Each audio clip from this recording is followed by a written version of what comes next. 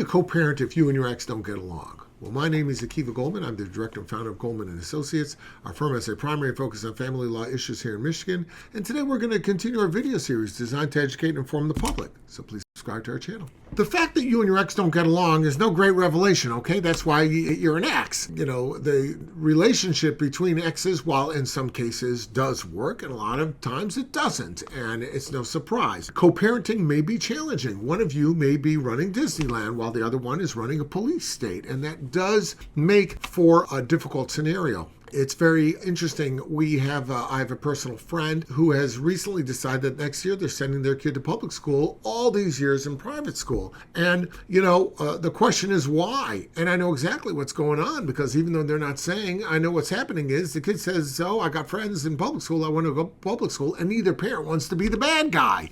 So neither one is willing to say, no, you're going to stay where you've been going all along. Neither one wants to take that position because each one mistakenly thinks that somehow that's going to aggrandize them in the eye of their child. It won't. It's a dreadful mistake. It's a parenting cowardice, but they're doing it anyway. If you don't get along with your ex, it's really hard to make important decisions. But what you've got to do is you've got to always look at what's in the best interest of the child. I mean, you've got to forget about that you're an ex momentarily, disregard your status, and look at, if we were together and everything was set, what decision would we be making? That's what should govern you at this time. If you would not make the same decision were you married, or if you had a certain scenario come up like this in the past and you decided it this way in method X, why now are we deciding it method Y? And if there's a good reason, that's fine. Sometimes circumstances change.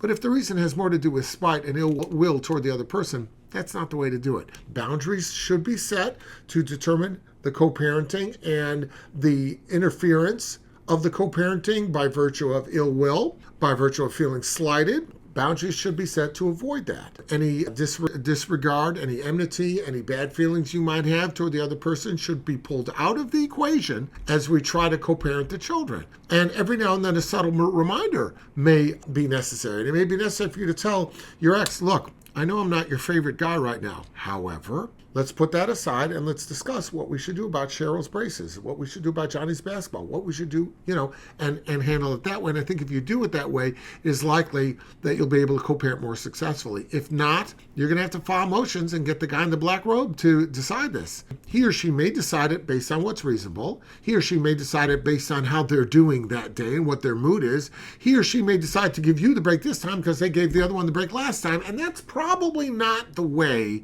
you want to manage your family. So bear that in mind as you approach these issues. If you have any questions about that, reach out and we'll be glad to help you out.